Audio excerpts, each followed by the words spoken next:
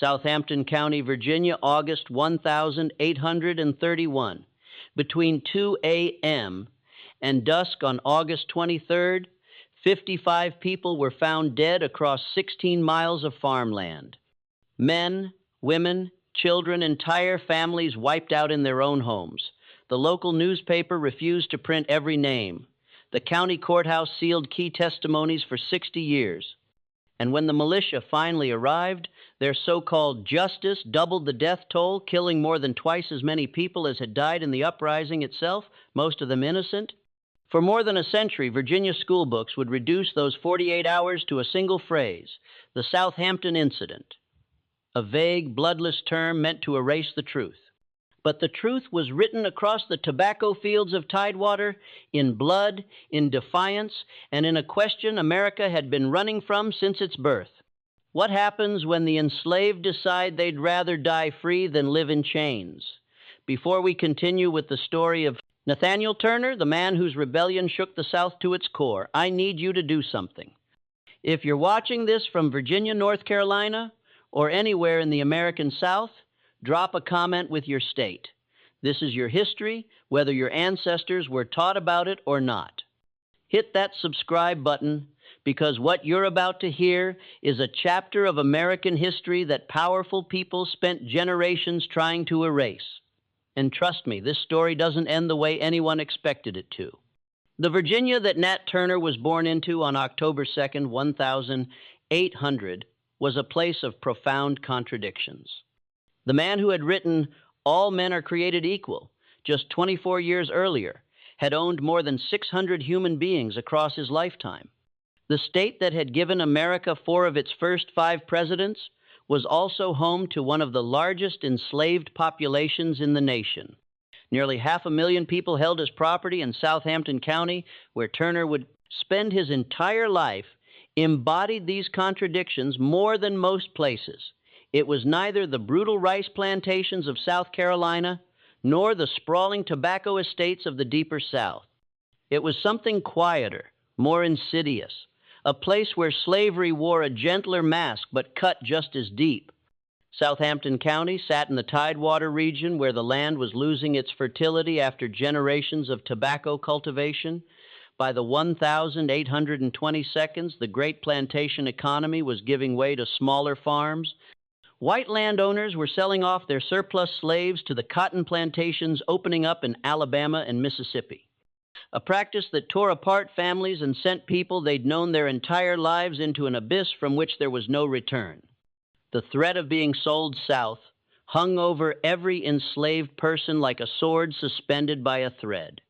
The county was roughly 60% black, about 7,600 enslaved people, and 1,800 free people of color compared to 6,200 whites.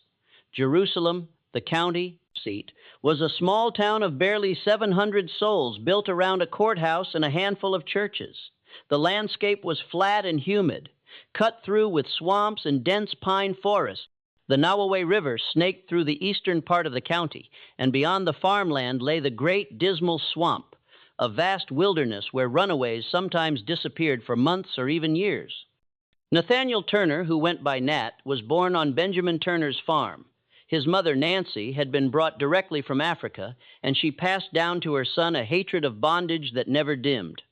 Nat's father, whose name has been lost to history, escaped when Nat was still young, vanishing into the north, and leaving behind only the knowledge that freedom was possible if you were willing to risk everything for it. From childhood, Nat was different. He learned to read and write, an unusual thing for an enslaved child in Virginia. The white Turner family initially encouraged this, perhaps finding it amusing or useful. Nat devoured the Bible, and his intelligence was noted by everyone who knew him. He had a gift for preaching, for moving people with his words, but he also had visions, experiences he understood as divine communications. Once as a child, he described events that had happened before his birth with such accuracy that the adults around him were unsettled. Some of the enslaved people began calling him the prophet. When Nat was 21, he ran away from his enslaver Samuel Turner, Benjamin's son who had inherited him. For 30 days he tasted freedom, moving through the woods and swamps, living on his wits. Then something happened that would define the rest of his life. He returned voluntarily. He claimed that the Spirit had appeared to him in a vision, telling him that he had directed his wishes to the things of this world rather than the kingdom of heaven, and that he must return to serve his earthly master. The other enslaved people couldn't understand it. Why would anyone who had gotten away come back? But Nat's visions were becoming more frequent, more urgent. In 1825, he saw lights in the sky. In 1828, on May 12th, the Spirit spoke to him clearly. The time was fast approaching when the first should be last and the last should be first.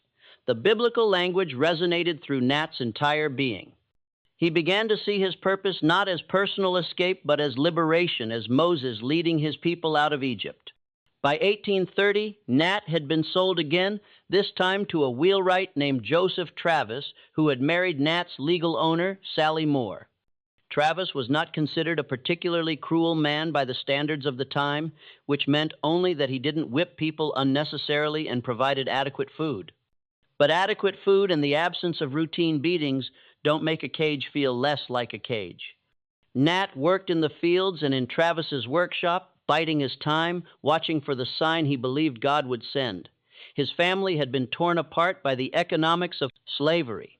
His wife, Cherry, and their 2 children had been sold to Giles Rhee, who owned a farm nearby. Nat could sometimes see them, but they belonged to another man. In February 1831, something happened that may have been the final straw. Rhee's son used Nat's own son as collateral for a debt. Nat's child, his blood, had become a bargaining chip in a white man's financial troubles. Days later, on February 12th, 1831, an annular solar eclipse passed over Southampton County. The sun appeared to have a black disk covering its center with a ring of fire around the edges. To Nat Turner, it looked like a black hand reaching across the face of the sun, the sign he had been waiting for. The time had come. Nat Turner spent the next 6 months in careful preparation. He moved slowly, deliberately, speaking only to men he trusted absolutely. He chose 4. Park, who some called Hercules for his strength, Henry, who was enslaved on another farm, Nelson, a man known for his steady nerve, and Sam, whose owner lived near the Travis place. These were not impulsive men. They understood that what they were planning would likely end in their deaths, but they had decided that some things were worth dying for.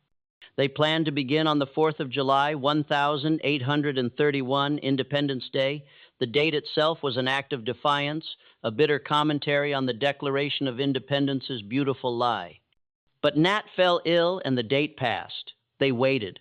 They refined their plans. They tried not to think about what failure would mean. On August 13th, another sign appeared. The sun turned a bluish-green color so strange that even white residents remarked on it in their letters and diaries. Modern historians believe it was likely caused by the volcanic eruption of an island of Sicily. Particles in the atmosphere refracting the light in unusual ways. But to Nat Turner, it was divine confirmation. The hour had come. Sunday, August 21st, 1831, was oppressively hot. The kind of heat that made the air itself feel heavy, that pressed down on the tobacco plants until they seemed to wilt in surrender. That afternoon, the conspirators gathered in the woods near Cabin Pond, deep enough in the forest that their meeting wouldn't be noticed. They roasted a pig. 2 new men had been brought in, Jack, who was Hark's brother-in-law, and Will, an enslaved man who had been hired out to Nathaniel Francis. Will was known for his strength and his barely contained rage, the kind of anger that simmered just below the surface in so many enslaved men, but that Will had never quite learned to hide. They talked through the afternoon and into the evening. The plan was simple in outline, but terrifying in execution. They would move from house to house, killing the slave-holding families in their sleep, gathering weapons and recruits as they went.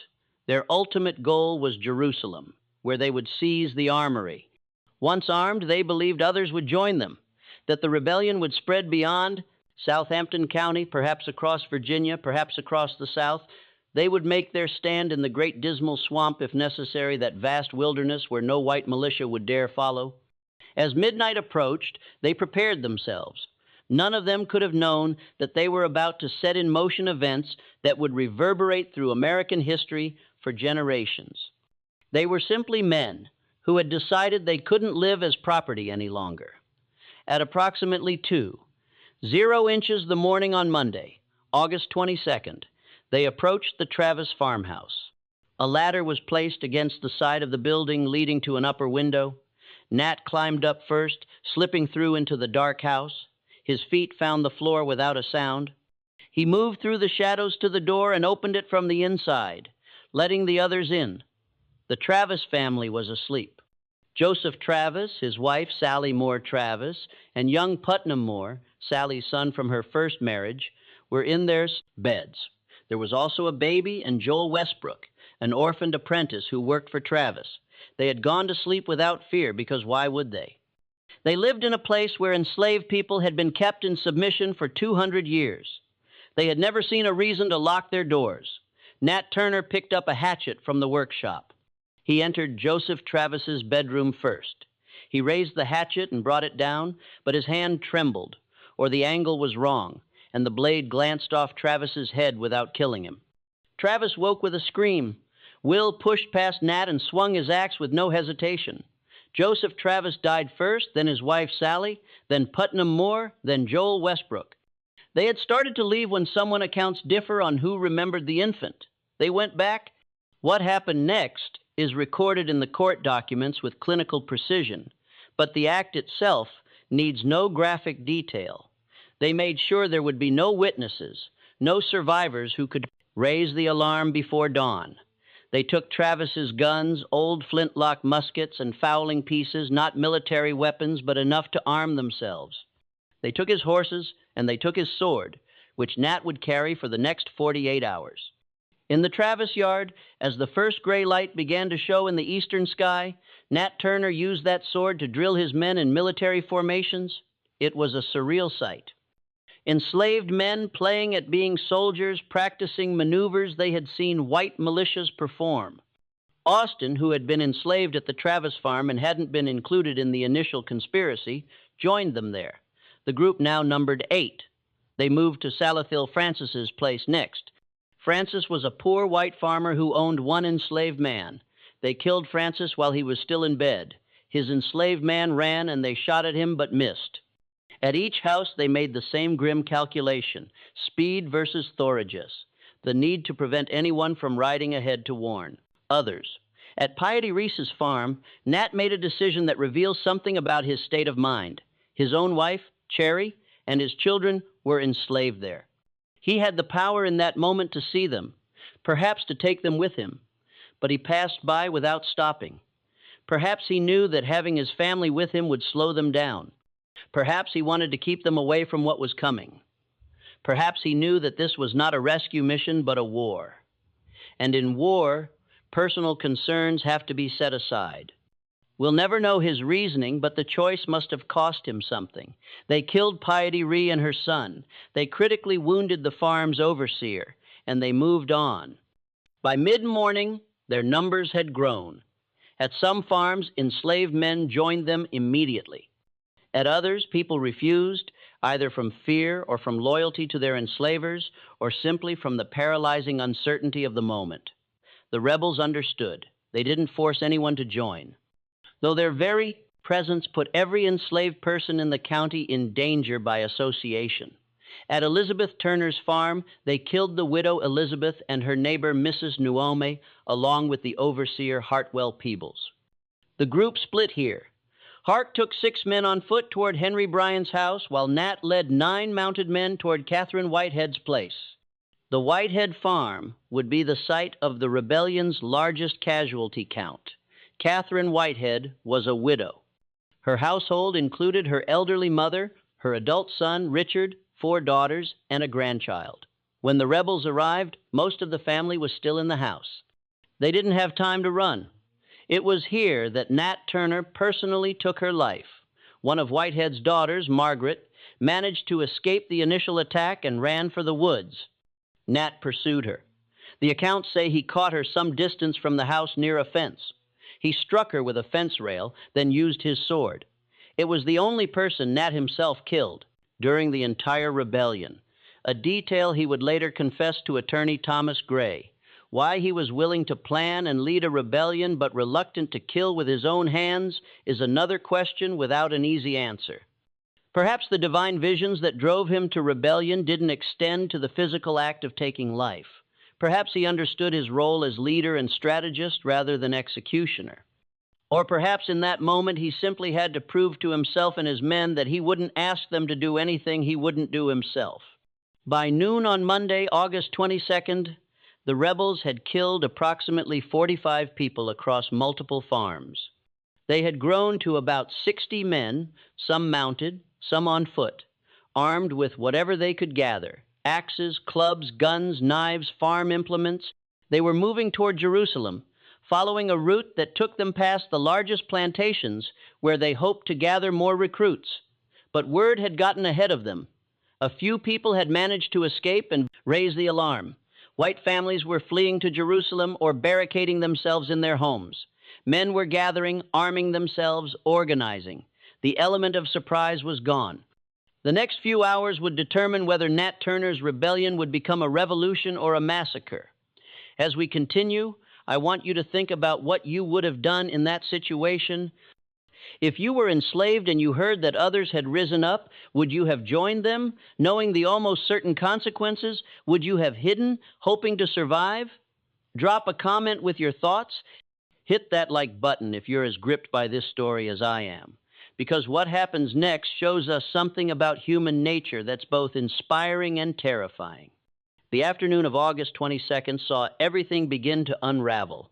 About 3 miles from Jerusalem, the rebels encountered their first organized resistance. A small force of armed white men had positioned themselves at James Parker's farm. The two sides exchanged shots. The rebels, despite outnumbering the defenders, were driven back. Most of them had never been in a real fight before, had never faced people shooting back at them. The white defenders, though outnumbered, had the advantage of position and experience with weapons. The rebels retreated in some disorder, regrouping in the woods. Nat Turner tried to hold them together to rally them for another push toward Jerusalem. They moved to another farm where they thought they might find more recruits and supplies. But the alarm had spread faster than they could ride. White men were converging from all directions. Local militia, volunteers from neighboring counties, even men from North Carolina crossing the border to help suppress what they saw as an existential threat. By evening, when the rebels made camp at Thomas Ridley's plantation, Turner had about 40 men still with him. They were exhausted, hungry, and beginning to understand that their window of opportunity was closing. Some of the men who had joined them in the morning had already slipped away, melting back into the woods, hoping to reach their home farms before anyone noticed they'd been gone. The night was tense. Sentries were posted. Every sound in the darkness could be an approaching militia. Just before dawn, the sentries thought they heard something and went to investigate. They found nothing. But when they returned to camp, their arrival spooked the other rebels. There was a commotion, shouting, confusion in the darkness. Several men fled into the woods. By sunrise on Tuesday, August 23rd, Turner's force had shrunk even further. They made one more attempt, approaching Samuel Blunt's plantation, believing Blunt had abandoned it. But Blunt and 5 other white men had fortified the house, and when the rebels approached, they opened fire from the windows. The rebels scattered. In the chaos, Nat Turner became separated from the others. The rebellion was effectively over. Less than 48 hours after it began, Turner's army had dissolved. Small groups of rebels were being hunted through the woods by increasingly large numbers of armed white men. Some were captured, some were shot. A few managed to hide, lying low in the swamps and forests, hoping to survive until the fury passed. But the fury was just beginning. When word of the rebellion reached the rest of Virginia and the surrounding states, the response was immediate and overwhelming. Within days, nearly 3,000 armed men converged on Southampton County. militia from Virginia and North Carolina, federal troops, volunteers who simply wanted to be part of putting down what they saw as a slave uprising. The number of armed men in Southampton County soon exceeded the entire white population of the area. What followed was a campaign of retribution that shocked even some of the white observers who witnessed it. Armed mobs moved through the county, seeking out anyone they suspected of being involved in the rebellion. They weren't. Particular about evidence. Black skin was evidence enough. A newspaper editor from Richmond who traveled to Southampton County to report on the events wrote that the white retribution was hardly inferior in barbarity to the atrocities of the rebels. White men drunk on fear and rage killed black people enslaved and free throughout the county. They mounted some of the heads on poles along the roads as warnings. They committed acts of torture trying to extract information about other conspirators. The exact number of people killed in this wave of violence will never be known. Contemporary accounts mention as many as 120 black people killed by white mobs in the days following the rebellion. Most were innocent of any involvement. Some had actually helped white families hide or escape. It didn't matter. The terror that white Virginians felt, the sudden understanding that the people they enslaved might hate them enough to kill them, manifested as indiscriminate violence. One company of militia from Hartford County, North Carolina, reportedly killed 40 black people in a single day and looted the bodies, taking $23 and a gold watch. Their captain, Solon Borland, condemned these acts, not because they were murder, but because stealing from dead slaves amounted to theft from the white men who owned them. Captured rebels were tried in special courts convened for the rebellion, courts of Oyer and Terminer, where judges, rather than juries, decided guilt. The trials were brief. Between late August and mid-November, dozens of enslaved people were tried. 30 were executed after trial. Several were transported out of Virginia, sold to the Deep South as punishment.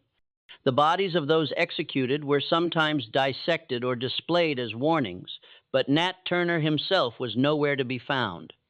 For 10 weeks, while Southampton County was occupied by thousands of armed men and white residents lived in a state of panic, Nat Turner hid in plain sight.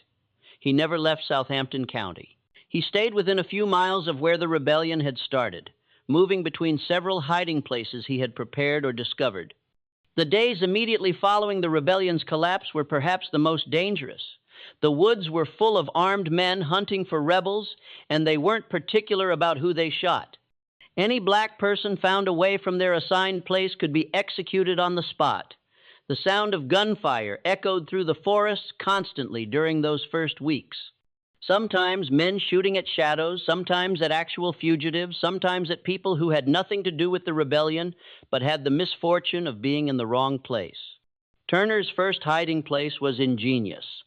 In its simplicity, he had found a massive pine tree that had fallen during a storm, its root system pulling up a disk of earth nearly 6 feet across. The space beneath where the roots had been created a natural cave, and Turner had enlarged it, digging deeper into the sandy soil. He lined the space with pine needles and covered the entrance with fence rails he'd taken from a nearby property, then concealed the rails with branches and leaves. Unless you knew exactly where to look. Unless you were standing directly on top of it, you would walk right past. He lay in that hole for 6 weeks. Think about that.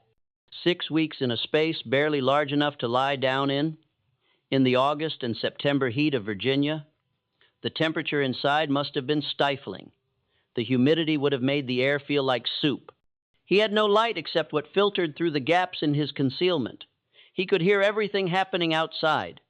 The search parties, the dogs, the occasional shot fired when someone thought they'd spotted something. At night, when the searches temporarily stopped, he would crawl out just far enough to reach a small spring about 20 yards from his hiding place. He would drink, relieve himself, and retreat back into his hole before dawn. He didn't dare start a fire. He ate what food was left for him by people who knew approximately where he was. Enslaved people from nearby farms who risked their own lives to keep him alive. One of these people was a woman whose name has been lost to history. Court documents reference her only as a from the vicinity who was questioned about supplying Turner but never charged, perhaps because the authorities couldn't prove she'd done it knowingly. She would leave cornbread wrapped in cloth near certain trees or sweet potatoes buried in shallow holes marked with specific patterns of stones. Turner would find these caches at night and take what he needed, always being careful to disturb the area as little as possible. The psychological toll of those weeks is impossible to imagine. Turner lay in darkness, listening to men hunting him, knowing that dozens of people had been killed because of what he'd started. He knew that innocent people, people who'd had nothing to do with the rebellion, were being executed. He knew his wife had been tortured for information. He knew that every day he remained free. More people might die in retaliation. But he didn't surrender. During this time, the white population of Southampton County existed in a state of sustained terror that bordered on mass hysteria. Families who had lived peacefully for generations suddenly couldn't sleep at night. Men sat up with loaded guns, jumping at every sound. Women refused to be alone in their houses. Children were kept inside. The normal rhythms of agricultural life were disrupted because people were too frightened to work in their fields.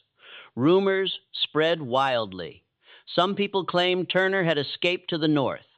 Others swore they'd seen him leading a new group of rebels in the Great Dismal Swamp. There were reports, all false, of other uprisings planned in neighboring counties. A woman in Sussex County claimed she'd overheard enslaved people talking about joining Turner. The men she accused were arrested and questioned. 2 were executed based on nothing more than her testimony about a conversation she might have misheard or fabricated. The military occupation of Southampton County was extraordinary. 3,000 armed men in a county of about 15,000 people total. They set up checkpoints on the roads. They searched homes, black and white, looking for weapons or evidence of conspiracy. They interrogated people. The questioning wasn't gentle. Men and women were whipped to extract information. Some were tortured in ways the newspapers of the time declined to describe, saying only that methods were employed that no Christian should contemplate. Governor John Floyd in Richmond received daily reports about the situation. His private correspondence from this period reveals a man deeply shaken by the rebellion's implications. In letters to other governors, he suggested that Northern abolitionists must have been involved. The idea that enslaved people could organize such an action on their own was too threatening to accept. He proposed new laws restricting not just the movements of enslaved people, but also the activities of white people who might sympathize with abolition. The fear wasn't limited to Virginia. News of the rebellion spread through the South like wildfire, carried by newspapers, letters, and travelers. In North Carolina, South Carolina, Georgia, Alabama, anywhere slavery existed, white communities tightened their control. Slave patrols increased their frequency and brutality. Laws were passed or strengthened. The brief period in the 1,820 seconds, when some Southerners had quietly questioned whether slavery was sustainable, came to an abrupt end.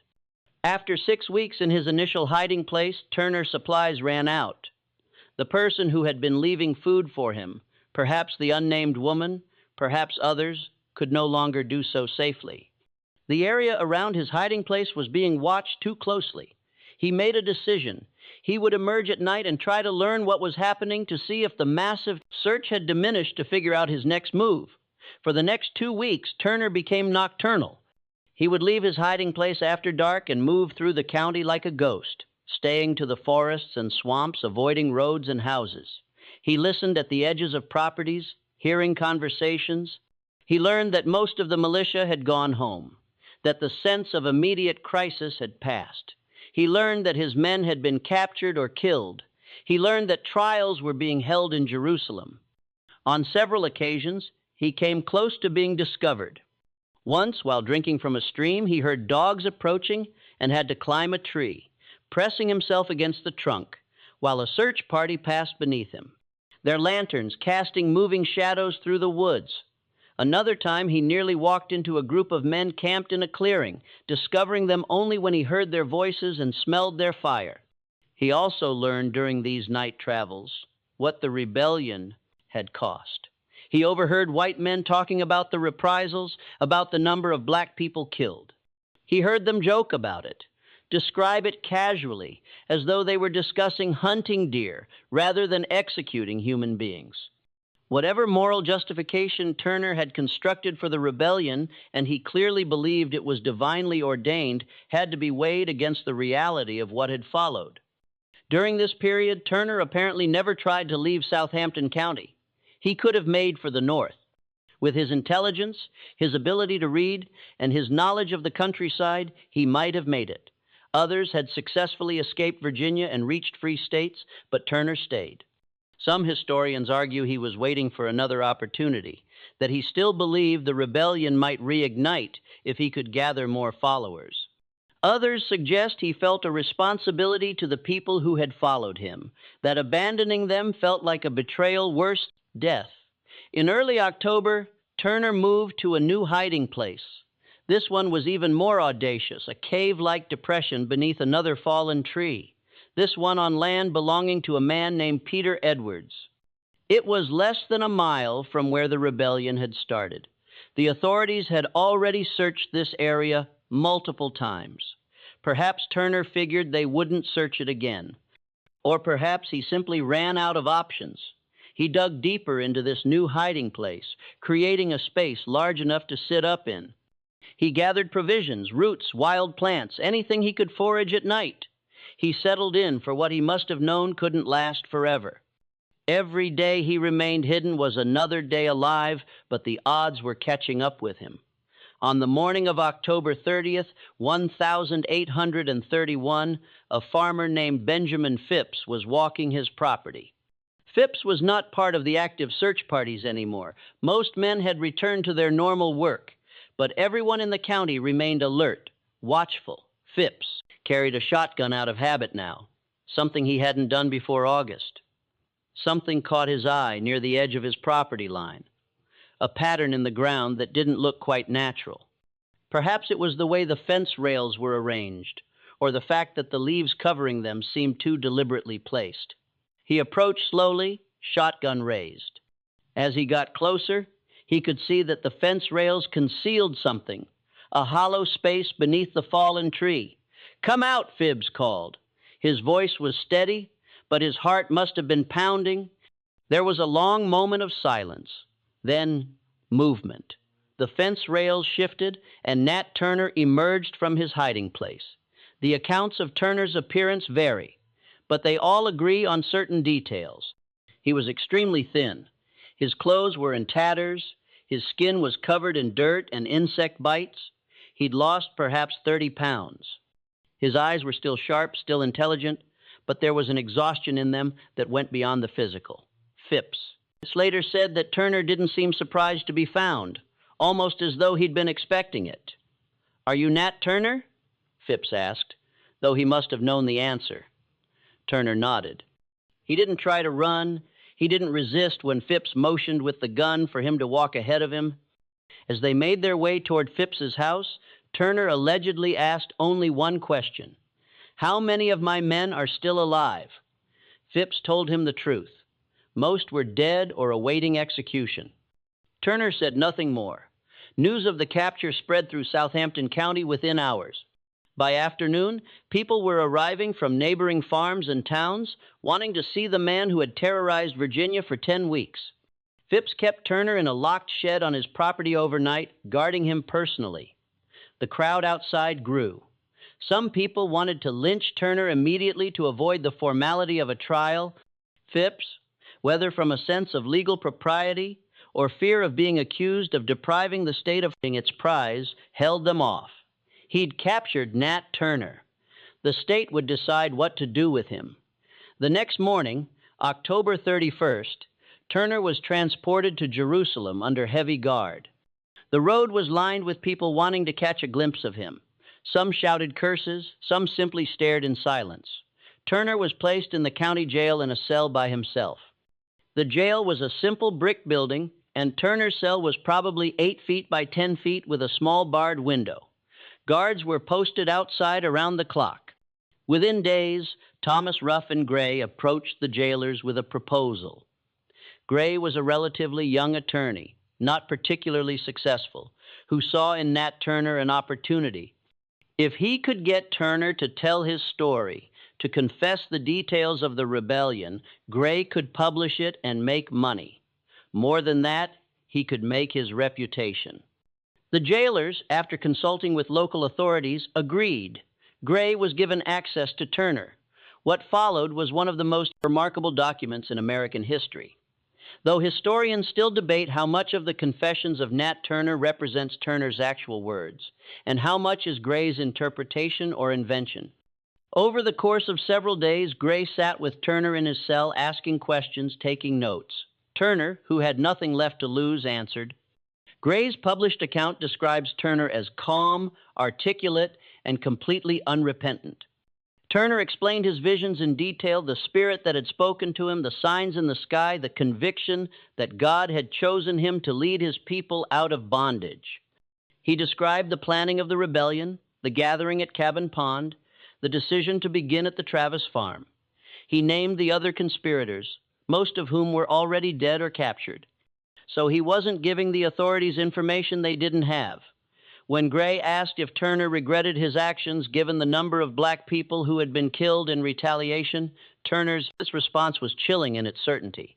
He said that he had done what the Spirit commanded him to do, that the deaths were regrettable but necessary, that if he could do it again, he would.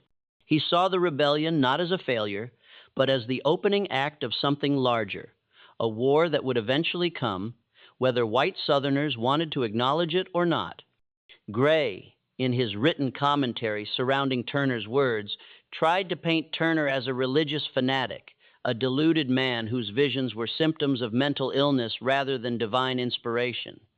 But Gray couldn't completely obscure the intelligence in Turner's responses, the coherence of his reasoning within his own theological framework.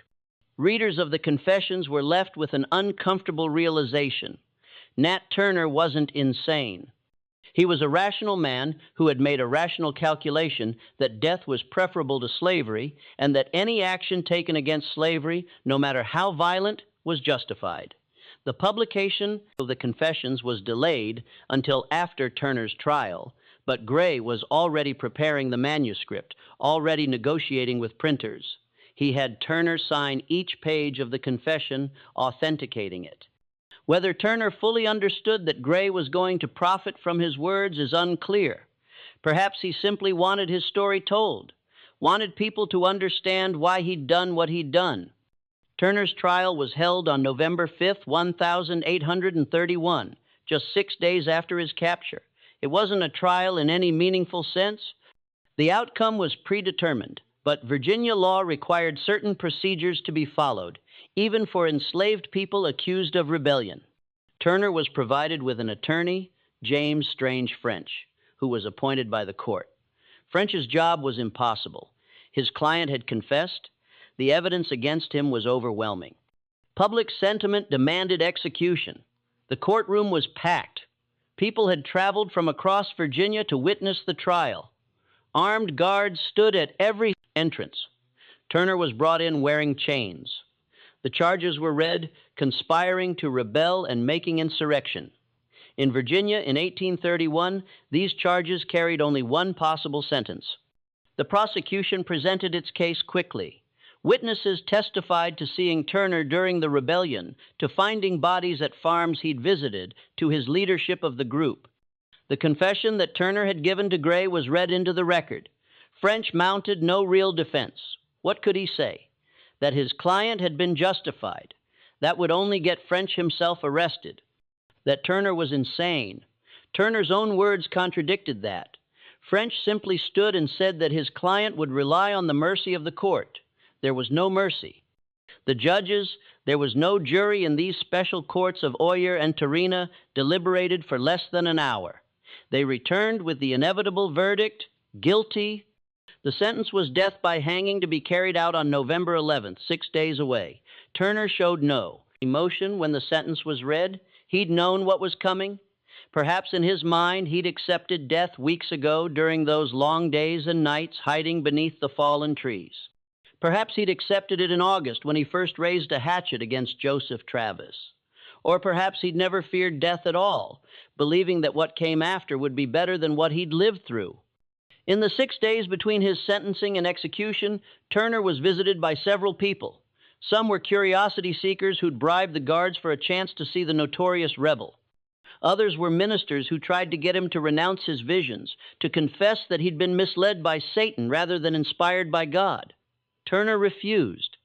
He maintained until the end that he'd acted according to divine will.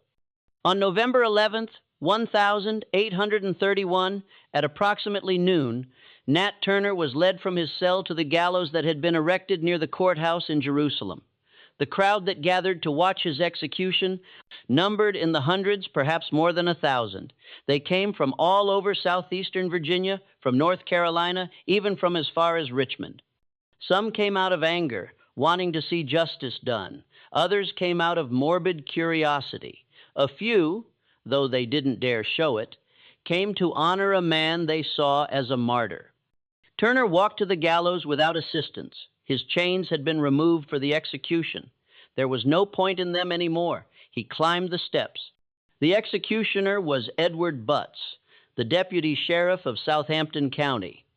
A minister offered one last chance for Turner to repent. Turner declined. When asked if he had any final words, Turner reportedly said only, "Was not Christ crucified?" The hanging itself was quick. The trapdoor opened. Turner dropped. His neck broke. He died almost instantly. His body was left hanging for an hour, as was customary to ensure death and to serve as a warning. Then it was cut down. What happened to Turner's body next is where history shades into horror. According to multiple contemporary accounts, Turner's body was not simply buried. It was dissected ostensibly for medical study, though this was likely a pretext. His body was flayed, the skin preserved, pieces of his skeleton were kept as souvenirs, his skull was reportedly passed among various white families in Southampton County and beyond. As late as the 1992nd, a family in Virginia claimed to possess it, though DNA testing to confirm its identity has never been conclusive. This desecration of Turner's corpse served a purpose beyond mere vengeance. It was meant to reduce him from a man to an object, to rob him even of dignity and death. But it had the opposite effect in the long run. The more white Virginians tried to erase Nat Turner to turn him into a cautionary tale or a symbol of black savagery, the more he became a symbol of resistance. You can kill a man, but you can't kill what he represents. Just when we thought we'd seen the full horror of what happened in Southampton County, the aftermath becomes even more chilling. If this story is giving you chills, share this video with someone who loves dark mysteries from American history.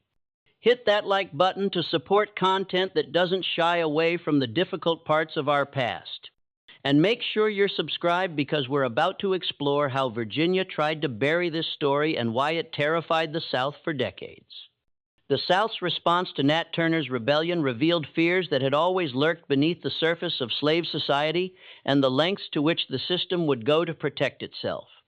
Within weeks of the rebellion, Southern states enacted new laws designed to prevent any similar uprising. Virginia passed legislation making it illegal to teach enslaved people to read or write. The logic being that if Nat Turner could read the Bible and interpret it for himself, then literacy itself was dangerous. The law carried severe penalties. Whites who taught enslaved people to read could be fined and imprisoned.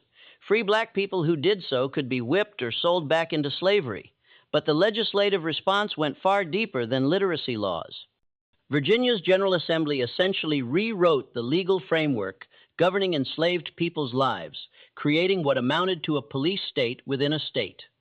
Enslaved people could no longer hold religious meetings without a white person present. Not just a white minister, but any white adult who could report suspicious activity.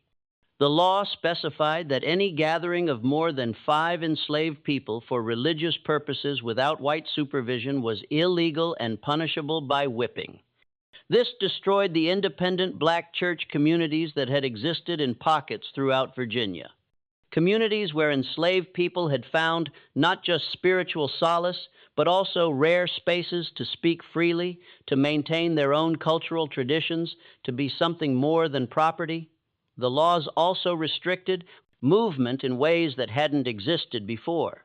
Previously, enslaved people with written passes from their owners could travel relatively freely within certain bounds.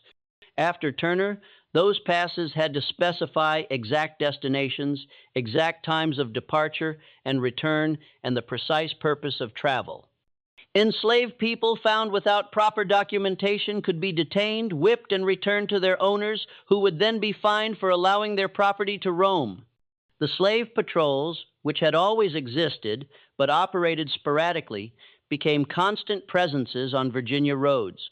Poor white men were paid to ride the countryside at night, stopping any black person they encountered, checking papers, using any excuse to inflict violence that reinforced the social order. Perhaps most insidiously, the new laws created incentives for enslaved people to inform on each other. Any enslaved person who reported a conspiracy, real or imagined, would receive their freedom and a financial reward. This provision poisoned the trust that had existed within enslaved communities. How could you confide in anyone when the person you trusted might see you as their ticket to freedom? The architects of these laws understood something fundamental about resistance. It requires solidarity, and solidarity requires trust. Destroy the trust, and you destroy the capacity for organized rebellion. The economic impact of these new restrictions was substantial but deemed necessary. Enslaved people who had been hired out to work in towns, a common practice that allowed some enslaved people to develop skills and even earn small amounts of money, were suddenly forbidden from such arrangements in many cases. The fear was that urban environments, with their anonymity and mixing of free and enslaved populations, created too many opportunities for conspiracy.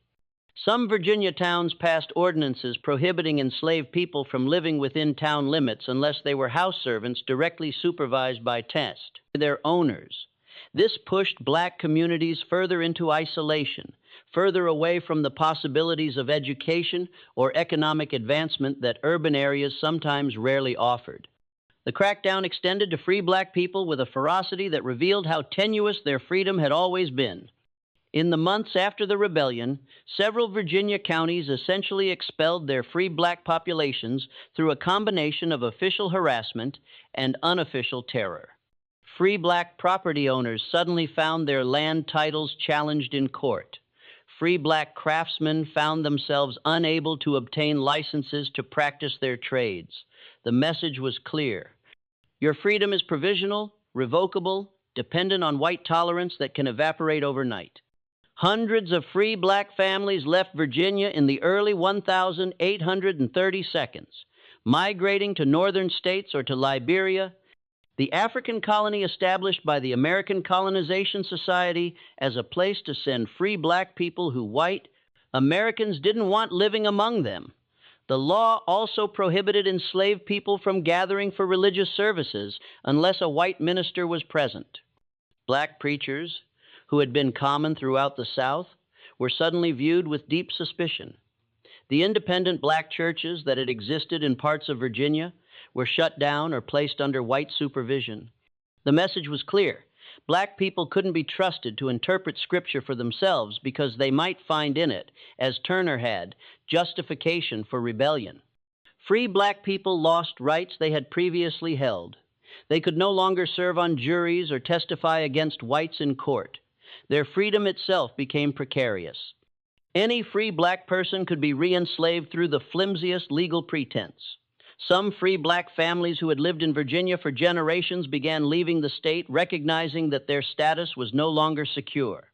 North Carolina, Maryland, and other slave states passed similar laws. The effect was to make slavery more totalitarian, more complete. Before Turner, there had been some space, narrow and precarious, but real, for enslaved people to develop their own institutions, their own cultural practices. After Turner, that space collapsed. The system tightened its grip. The psychological impact on white Southerners was profound and lasting. The rebellion shattered a fundamental assumption that many slaveholders had held, that their enslaved people knew them personally, even had affection for them, and therefore would never harm them. Joseph Travis, in whose home the rebellion began, was not known as a particularly cruel owner. By the standards of the time, he was considered reasonable. Yet Nat Turner, who had lived and worked alongside Travis, had killed him without hesitation. This deeply unsettled slave-holding families throughout the South. If a good master could be murdered by his slaves, then no one was safe. The paternalistic mythology of slavery, the idea that enslavers and enslaved existed in a relationship of mutual, if unequal, obligation, became harder to sustain. This paranoia manifested in daily life in countless small ways. White women who had previously thought nothing of being alone with enslaved servants suddenly insisted on having other white people present. Knives and other potential weapons were locked away at night. Some families began sleeping with loaded pistols under their pillows. Children were taught to be wary of the enslaved people who raised them, fed them, cared for them. The intimacy that slavery forced between enslaver and enslaved. The fact that enslaved people worked in the most private spaces of white households, handled their food, cared for their children, became a source of constant, gnawing anxiety. The rebellion also accelerated trends that were already reshaping Southern slavery.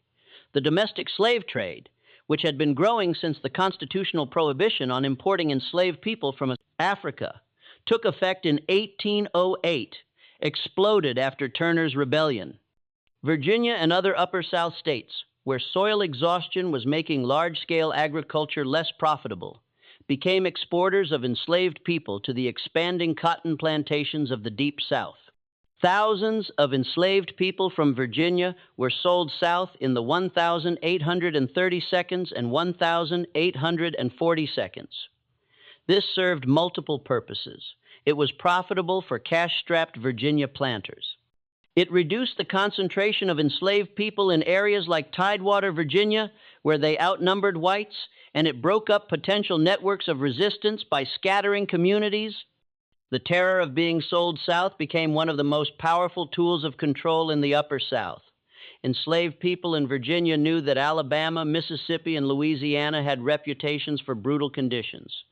That being sold there often meant never seeing family again.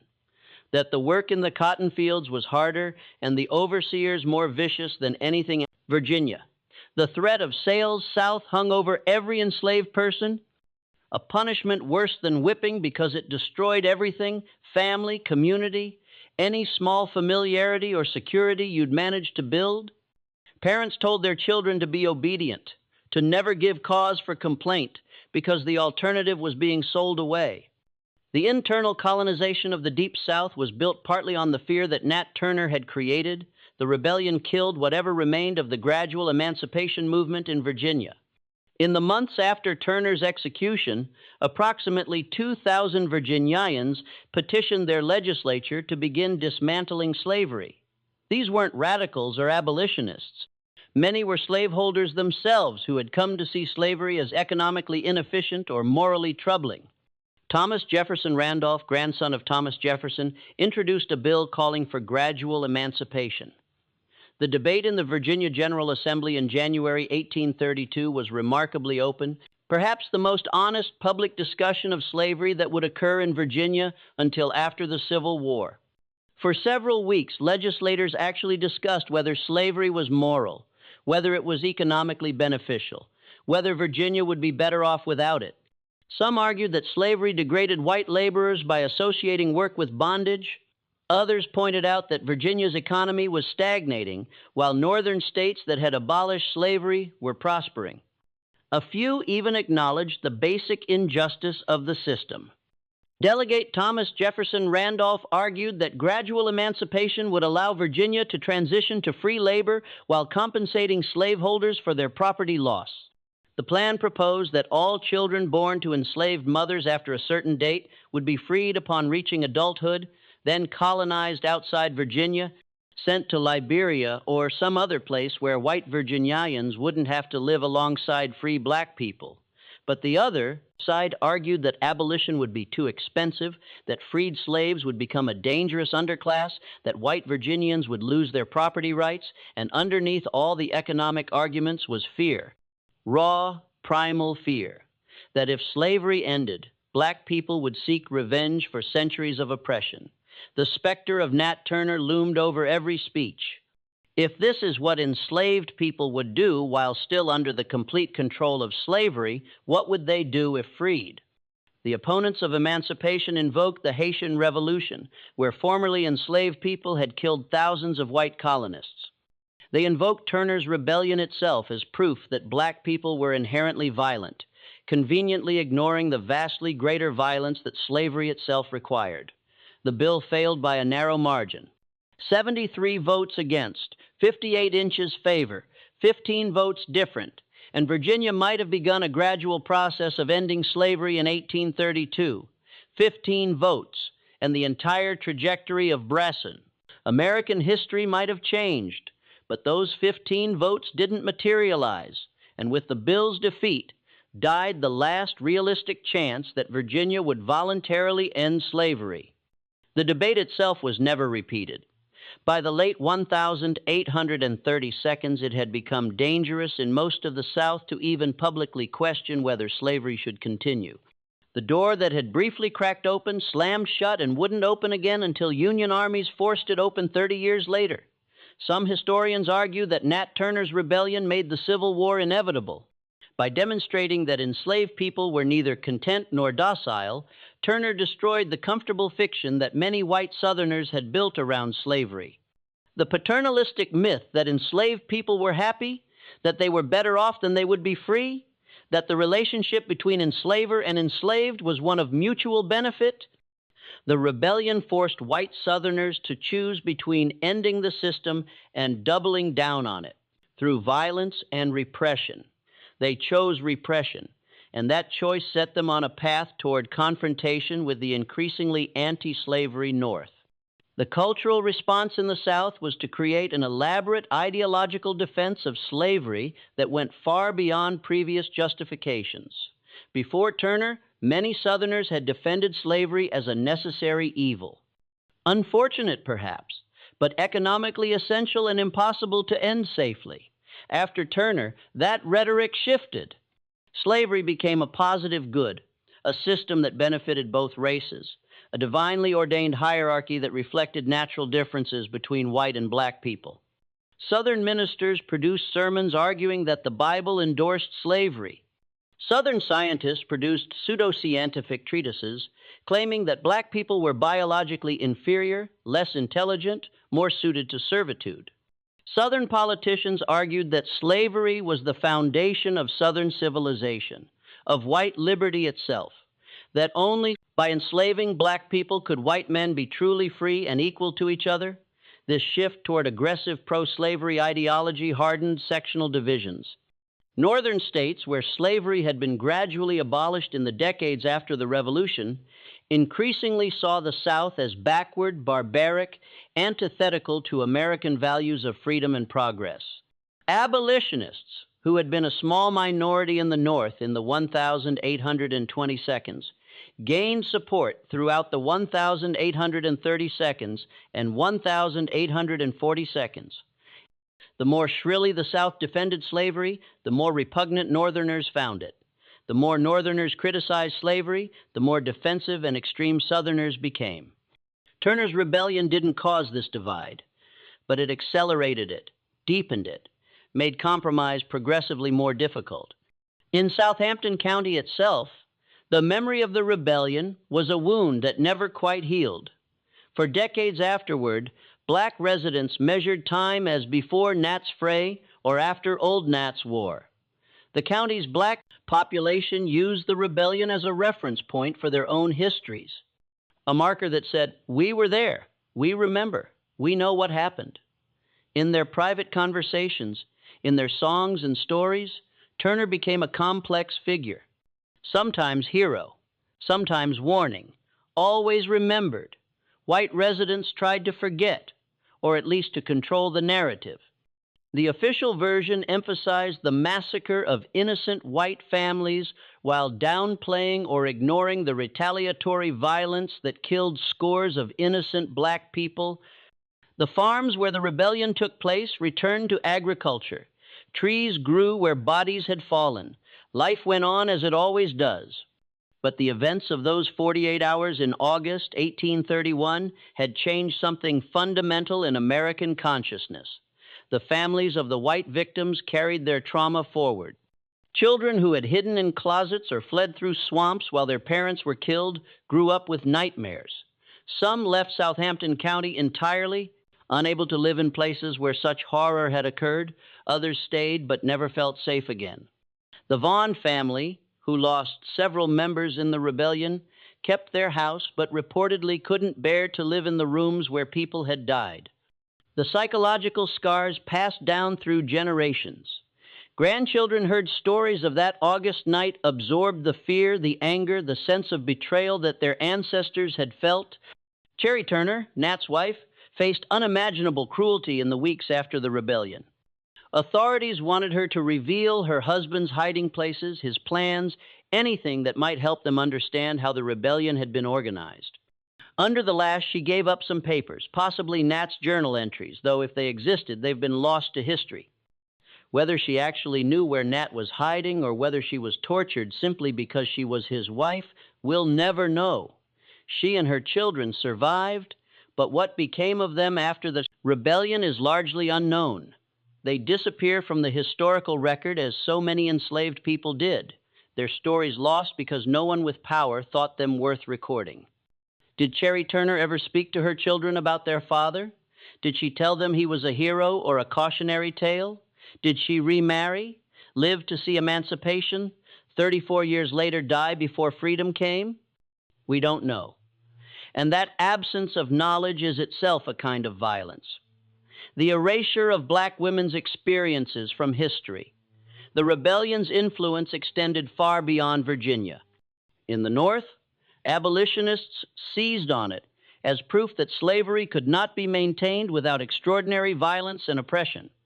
William Lloyd Garrison, whose anti-slavery newspaper, The Liberator, had begun publication just months before the rebellion, found himself accused by Southerners of inspiring Turner.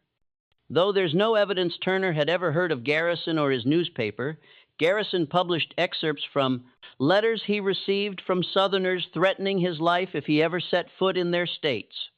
He responded by intensifying his attacks on slavery, arguing that the system was inherently violent and could only be maintained through terror. Turner's rebellion gave abolitionists a powerful rhetorical weapon. Look what slavery drives people to do, they argued. Look at the desperation, the violence it creates on both sides. For enslaved people throughout the South, Nat Turner became a controversial and complex figure. Some saw him as a hero, a man who had struck a blow against an evil system. In the secret spaces where enslaved people could speak freely, in the quarters at night, in the fields when no overseers were watching, Turner's name was invoked with reverence. Songs were created about him, though the lyrics were coded oblique, because to openly praise Turner meant death. These songs survived in oral tradition, passed down through generations, modified and adapted, but preserving the core memory. A man who refused to accept slavery, who fought back, who proved that resistance was possible even if success wasn't. Others saw Turner as someone whose actions had made their own lives more difficult, had brought down repression on all black people in the South.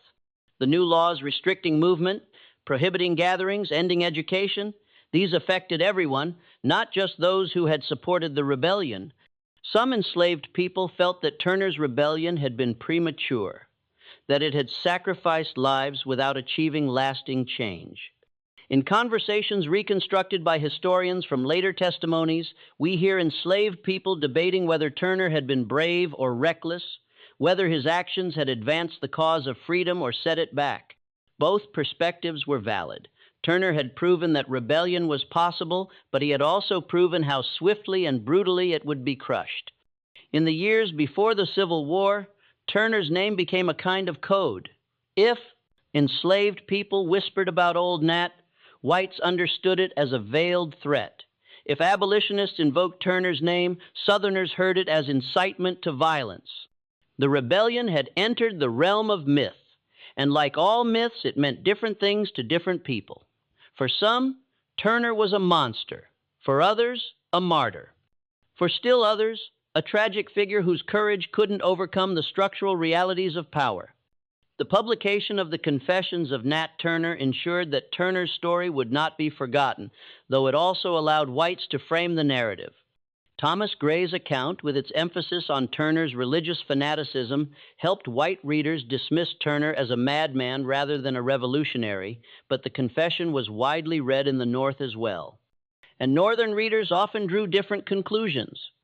They saw in Turner's words, not madness but desperation, not fanaticism but faith, the same text that Southerners used to justify increased. Repression became in Northern hands evidence of slavery's moral bankruptcy.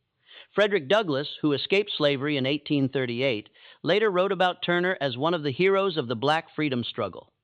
Douglass understood something that white Americans preferred to ignore, that Turner's violence, however terrible, palled in comparison to the systematic violence of slavery itself. A system that tore families apart, that worked people to death in fields, that whipped and tortured and raped and murdered with impunity. Such a system had no moral standing to condemn those who rose up against it. Douglass never explicitly endorsed Turner's methods, but he refused to condemn them either, recognizing that enslaved people had the right to resist by any means available. Modern historians continue to debate Nat Turner's legacy. Was he a religious fanatic whose visions led him to commit atrocities? Was he a freedom fighter who used the only means available to him to strike back against oppression? Was he both? Neither. The answer probably depends on where you stand, on what you believe about the morality of violent resistance to systemic violence. What's perhaps most remarkable about Turner is his clarity of purpose. He never wavered, never expressed doubt, never asked for forgiveness. He believed until the moment of his death that he had acted according to divine will, that the rebellion was necessary and justified, that freedom was worth any price. What's not debatable is the factual record. In August 1831, approximately 70 enslaved and free black people rose up in Southampton County, Virginia. They killed at least 55 white people over the course of roughly 48 hours. The rebellion was suppressed through overwhelming force, resulting in the deaths of somewhere between 100 and 200 black people, most of whom were innocent. 30 more were executed after trial. And the man who led the rebellion, Nathaniel Turner, was captured, tried, and hanged 10 weeks after the rebellion ended. The ripples from those 48 hours spread across decades. The Civil War, which would break out 30 years later, had many causes. Economic differences between North and South, the question of whether slavery would expand into new territories, the growing moral opposition to slavery in the North. But underneath all those political and economic factors lay a simple truth that Nat Turner had forced the South to confront. Enslaved people desperately wanted their freedom, and if they couldn't gain it peacefully, they would fight for it violently. That knowledge terrified Southern slaveholders, and their fear drove them to increasingly extreme positions until compromise became impossible. Today, Southampton County has a driving tour of sites associated with the rebellion. The state of Virginia has erected historical markers, though it took until the 1,990 for the first one to go up. The Rebecca Vaughn House, the last surviving building where people were killed during the rebellion, was added to the National Register of Historic Places in 2006.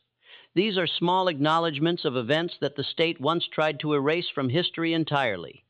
But the deeper questions raised by Nat Turner's rebellion remain unresolved. What do we owe to history? How do we remember moments that are at once heroic and horrifying, depending on where you stand?